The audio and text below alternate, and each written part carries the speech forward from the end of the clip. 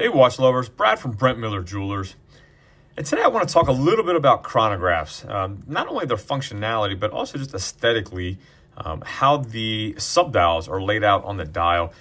Just going through our inventory today and really kind of recognize that you don't see, at least I don't see in store here too often anymore, I'll call it the 12-9-6 subdial layout here like I have on this Avenger Chrono Night Mission.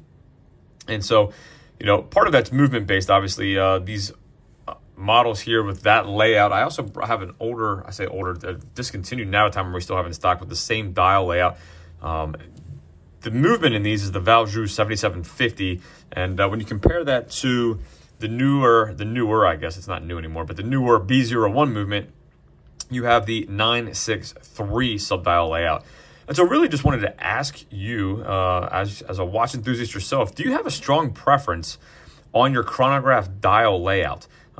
Just reviewed the Tag Heuer Aqua Racer, the Quartz model, and that obviously I think had a subdial at the 12 o'clock. So the Quartz models get a little bit different than the mechanical automatics. But really just wanted to ask that question. Additionally, wanted to ask the question, if you don't like, or if you have a strong preference, obviously with the 3 subdials here, these are referred to as Tri-Compax dial layout. Some chronographs are just the dual register or the Bi-Compax dial layout here, like I have in this Tudor Black Bay chronograph.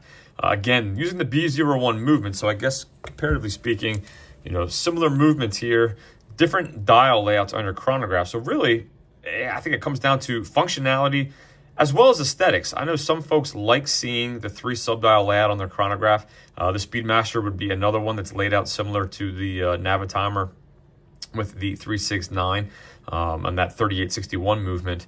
But in these B01s, you don't necessarily have to have, you can see the date window, both at 6 o'clock. But from a functionality perspective, we have a constantly running small seconds hand here at 9 o'clock on the Tudor. The same thing here on the Breitling. So similar subdial at 9. You have a 45-minute counter at your 3 o'clock subdial, 30 minutes on your Breitling, but then you have a 12-hour counter. So if you wanted to time or measure elapsed time up to 12 hours, you can do that. Whereas with the Tudor, I dare say almost more of a dive style with the extra water resistance here of 200 meters. Not going to be timing anything up to 12 hours. So I don't know, just wanted to go on a little bit of a rant today with just speaking about chronographs and pose the question, do you have a strong preference on a Bi-Compax or Tri-Compax layout?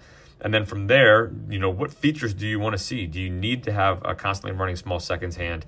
Do you need to measure elapsed time up to 12 hours?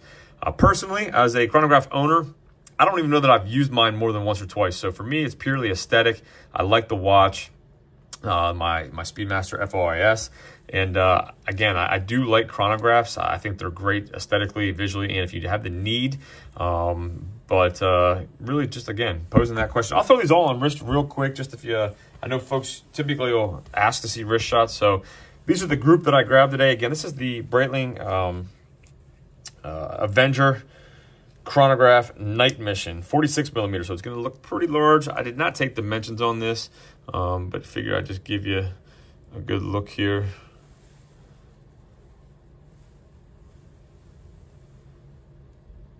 What I will do is I will place the reference number in the description for each of these. If I've done reviews on them in the past, I'll link those as well.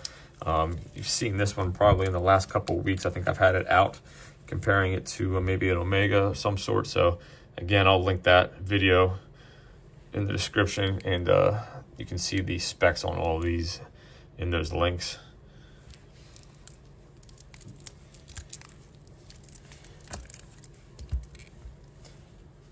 The older, again, discontinued 41 millimeter Navitimer. I forgot we still had one in stock, so I figured I'd grab this just because the older movement, cream dial with the gold accents. Like the touch of red on it as well.